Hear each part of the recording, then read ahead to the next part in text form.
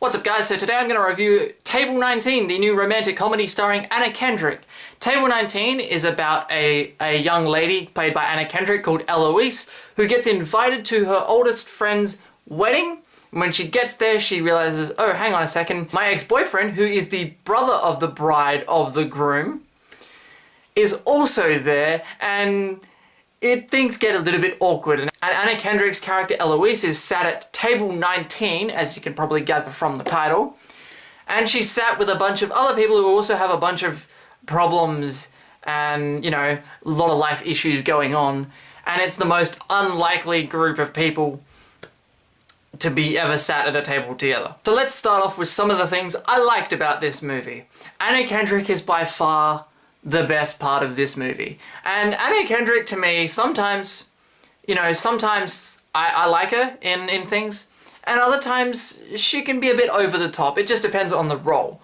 But in this movie, she's the standout. Obviously, she is the lead of the movie, but she by far is the funniest, and I think she is by far the most talented out of all of these people in the movie, aside from maybe Lisa Kudrow, who was Phoebe in Friends. She's in this movie as well. She's also sat at table 19. You know what was really good watching this movie was seeing all these different people sat at this table. You know, these group of rejects, really. You have the Keps, this couple, Lisa Kudrow and her husband. Well, the actor who plays her husband. I'm not sure what his name is. I can't remember the actor's name. But they refer to he's Mr. Kep and she's Mrs. Kep. Anyway, so they're sat at this table. You have the nanny who used to look after the bride and her brother, who was Anna Kendrick's ex-boyfriend in the movie. This lady called Jo used to look after them when they were little, and she's also sat at this table. She is a very, very funny part in this movie. Then you have Renzo, who, he's a weirdo, and he's pretty much there just looking to get laid. That's his character. Then you have Walter. Walter is a weird young man. He is pretty much a criminal, but somehow he's able to go to the wedding. But he actually has a really funny part in this movie, and he was one of my favorite parts of this movie because he has some of the best lines in the movie, and he pulls the funniest faces by far.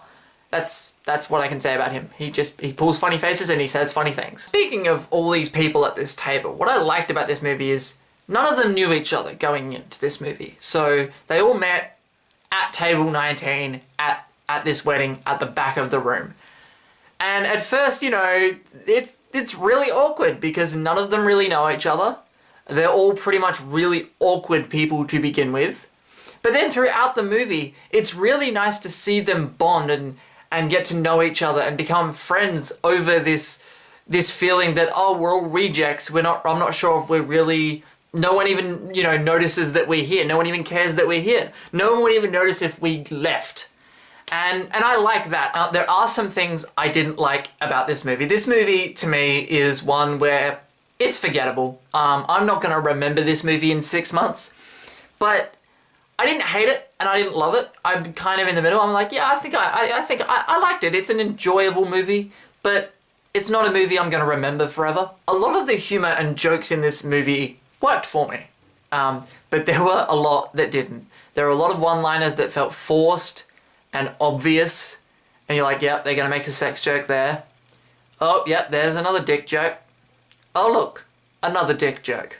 Now, one problem I did have with this movie, and this could be considered a nitpick, but it is a problem that I had with the movie.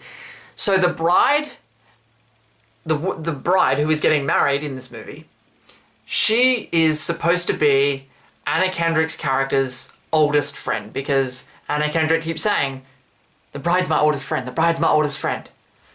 And someone says, oh, best friend. She says, no, oldest. Now, I realize there is a difference between oldest friend and best friend, but I wanted to see more of that prior to the wedding. They have one scene together in this movie, and that's when the bride and the groom are coming around to all the tables and they're catching up with people. So they have one really short, awkward scene in the movie together, and I kind of felt like I wanted to see more of that friendship before the wedding, just like in a montage or something, you know, an opening credits montage or something like that. I felt that would have been nice. It would have given a bit of backstory to their friendship, but no, they didn't do that. and I thought it was a missed opportunity, to be honest with you. The thing that does bug me in this movie, and in movies in general, is opening credit sequences. If you're not going to make the opening credits interesting, and if you're gonna have an opening credits scene, make it interesting. Do something different, something fun. You know, like I was saying with the bride and Anna Kendrick's character. If you had a montage of showing them being friends, growing up, whatever, prior to the wedding, you know, have your opening credits over that. Have your opening credits over a scene happening. Something. Don't just have pretty much nothing and just have names come up. It's not very interesting. Now, what they did have was a camera moved around the seating plan, so you sort of saw where everyone was sitting, and you saw the names of everyone by the seats on the, you know, written on this bit of paper, and the camera's panning over it, and you had your opening credits coming up, and I just think that's not interesting to me. That's boring. You know, make your opening credits scenes interesting and fun to watch. Otherwise, credits should be saved to the end of the movie 99.99% of the time. Deadpool might be the exception to that. So guys, Table 19, have you seen it? Did you like it? Did you not like it? Let me know in the comments below. I had a good time watching this movie. I didn't hate it. I didn't super love it. I'm not going to buy it on Blu-ray. But, you know, if you want to kill 2 hours, if it's on TV, if it's on Netflix, whatever, and you're looking for something just to kill your time, or you're a hopeless romantic, this movie's for you. So thank you for watching. Remember to subscribe if you haven't already, and I will see you guys next time.